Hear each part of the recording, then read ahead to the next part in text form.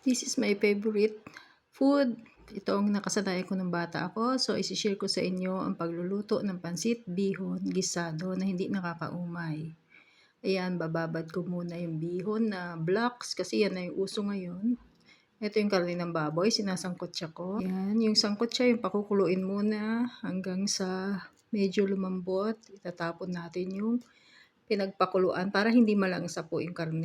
Ito yung mga halong gulay, bitsuelas o green beans, carrots. Ito yung mga common na ricado pag pansit. At ang celery, yan po yung nagpapabango. Yan, ganyan ang mga hiwa niya, medyo pahaba. Kailangan natin ng sibuyas at bawang, panggisa, at black pepper. Yung paminta po, hindi buo, durugin natin. Dinagdagan ko rin dito ng sayote. Kailangan natin ng toyo at saka patis and pampalasa. Yun ngayon usong-uso, oyster sauce. Pero nung panahon wala pa yan.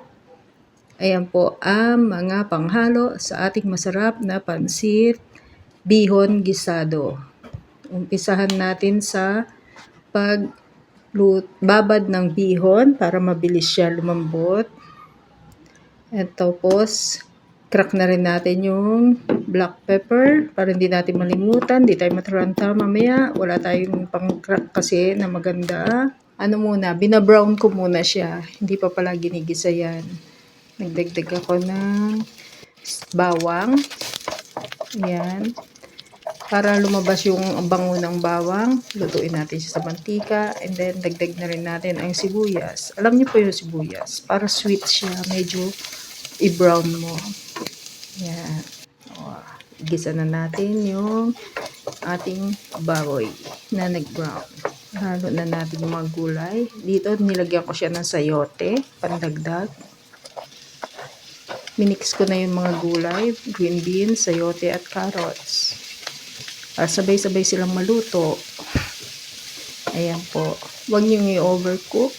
Timplahan nyo na ng toyo. Ako tinitimplahan ko na po para yung gulay ay may lasa. Timplahan natin ng toyo. Dagdagan din natin ng patis para na may mga toyo kasing sobrang dark. So, mamaya yung pansit nyo is nagkulay black masyado. Masyadong dark ang kulay. So, nagdadagdag ako ng patis bukod sa toyo. Ayan. Titimplahan na po natin yung gulay para may lasa po siya. Kasi iba nagluluto ng pansit. Pag kinain ng gulay, walang lasa. Kasi siguro huli nilang tinitimplahan. Yan po. Ito na yung tsura ng aking pansit. Ng aking gulay. Ayan, pwede ng ulam po yan. Natutusin, pwede na yung ulam. Masarap na yan. Pag naluto mo na ito, half cook lang. Huwag nyo munang i-overcook kasi maglalagay pa kayo ng bihon. Ito na yung oyster sauce. So, timplado na yung gulay talaga. Pwede na siyang kainin actually ng ganyan kung gusto nyo. May lasa na yan. Saka ko po ilalagay yung pinalambot ko ng pansit bihon. Pinalambot ko lang po sa tubig yan ha. Warm water. Yan. And then, ihalo-halo natin yan. Para ma-mix yung lasa ng gulay. Magkaroon ng lasa yung bihon. Yan. Medyo mahirap pong maghalo ng ganyan. Kaya 2 sandok po ginagamit ko. Magkasabay. Eto na siya. Nang mix ko, ganyan na po ang itsura. Pag medyo hindi pa luto, pwede nyo dagdagan ng tubig. Tapos timplahan nyo pa rin ulit. Dagdagan nyo na ng toyo at patis. Pag medyo matabang. Siyempre, iba-iba po tayo ng mga panlasa. Meron yung mataas ang alat. Meron naman yung mababa. So, nasa panlasa nyo na po yan, pero wag nyo pong pakaalatan. Hindi po ako mahilig masyadong magmantika, kaya ang pansit ko hindi nakakasawa.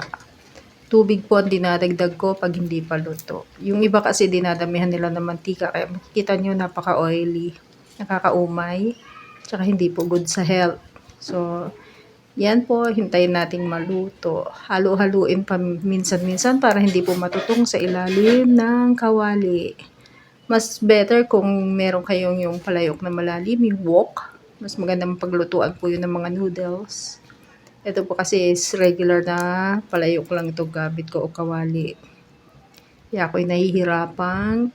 At saka naparami yung aking niluto. Pero kayang-kaya po namin ubusin yan dahil favorite po ko at ng asawa ko. Hindi pala, yung mga bata kasi kanya-kanyang season yan or generation. Generation namin ni Mister, eto po yung nakasanayan ng aming dila at panlasa. So, pansit talaga. Please subscribe to my channel and thank you very much for watching my videos. Thank you.